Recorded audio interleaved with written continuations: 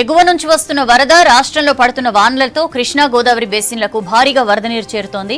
Krishna బేసిన్లోని Jurala ప్రాజెక్టులోకి 87,000 inflow ఉంటే 95,000 క్యూసెక్కుల నీటిని దిగువకు వదులుతున్నారు. జూరాల ఎగువన పూర్తి స్థాయి నీటి మట్టానికి చేరుకున్నాయి నారాయణపూర్ ఆల్మట్టి రిజర్వాయర్. ఆ ప్రాజెక్టుల గేట్లు తెరిస్తే జూరాల మీదుగా శ్రీశైలం ప్రాజెక్టుకు మరింత ప్రవాహం రానుంది.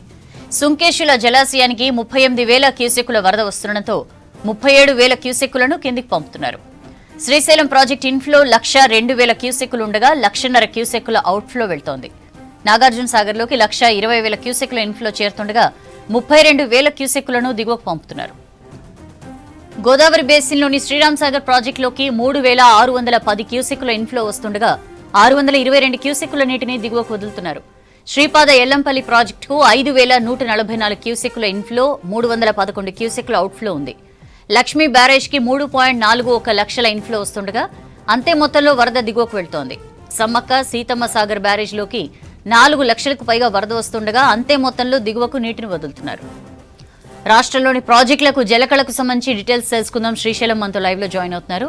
శ్రీశైలం కృష్ణా ప్రాజెక్టులకు ఇన్ఫ్లో ఎలా ఉంది?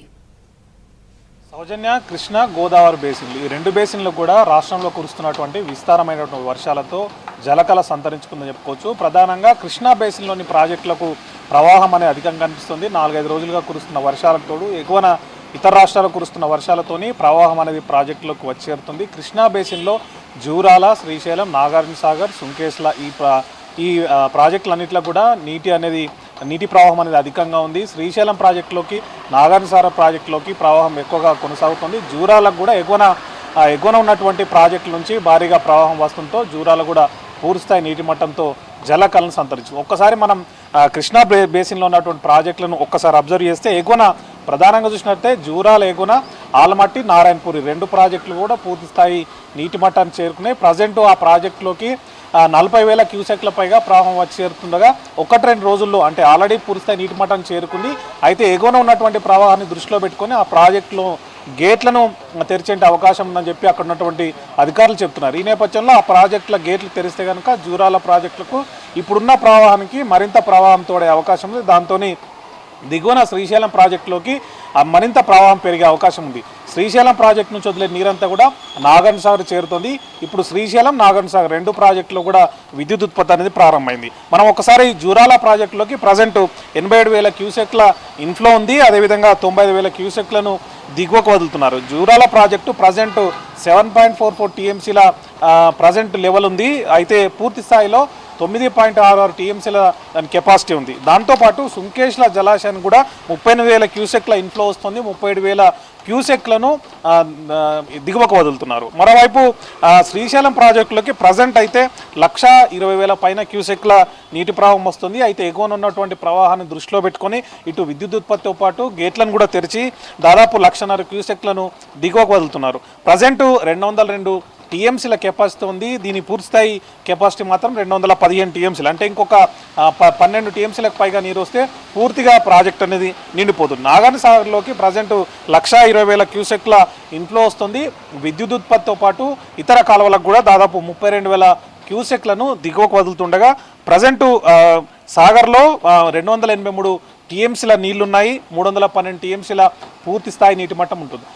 ఈ విధంగా అంటే ఇటు కృష్ణా బేసిన్లో ఉన్నటువంటి అన్ని ప్రాజెక్టులో కూడా దాదాపు ఇన్ఫ్లో ఉంది. అన్ని ప్రాజెక్టులో కూడా నీటి మట్టం అనేది క్రమంగా పెరుగుతూ వస్తుంది. సాధారణంగా మనకు జూలై తర్వాత కురిసేటువంటి వర్షాలతో మాత్రమే మనం శ్రీశైలం కానీ, నాగార్జున సాగర్లో కానీ నీటి ప్రవాహం అనేది కొనసాగుతుంది. అప్పుడే గేట్లు తెరిచి దిగువకు నీటిని విడుదల చేస్తుంటారు. అయితే ఈసారి మాన్సూన్ అనేది తొందరగా రావడం, వర్షాలు కూడా విస్తారంగా కురుస్తుండడం, ఎగువన ఉన్నటువంటి రాష్ట్రాల్లో కూడా వర్షాపాతం అధికంగా ఉండడంతో అక్కడ నుంచి అదేవిధంగా బేసిన్లో ఉన్నటువంటి పరివాహక ప్రాంతంలో కురిసినటువంటి వర్షాలతోని నీటి ప్రవాహం అనేది ప్రాజెక్టులోకి వచ్చి చేరుతుంది.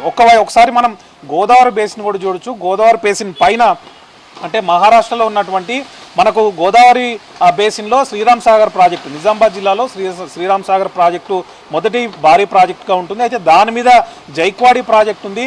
ఆ జైక్వాడి ప్రాజెక్టు దాదాపు అది మహారాష్ట్రలో ఉంటుంది. దాంట్లో పూర్తి స్థాయి నీటి మట్టానికి ప్రజెంట్ లెవెల్ అనేది చేరుకుంటుంది. ఒకవేళ ఆ ప్రాజెక్టు తెరిస్తే కనుక మనకు శ్రీరామ్ సాగర్ ప్రాజెక్టులోకి భారీగా ప్రవాహం వచ్చేటువంటి అవకాశం కనిపిస్తుంది. ఎందుకంటే మహారాష్ట్ర అదేవిధంగా శ్రీరామ్ సాగర్ ప్రాజెక్టు ఎగువ ప్రాంతంలో మాత్రమే వర్షాలు తక్కువగా ఉన్నాయి. అదేవిధంగా ఆ ఎగువ నుంచి వచ్చేటువంటి ప్రవాహం కూడా అంతంత మాత్రంగా ఉండడంతో శ్రీరామ్ సాగర్ ప్రాజెక్టులోకి నీటి ప్రవాహం అనేది స్వల్పంగా కొనసాగుతుంది.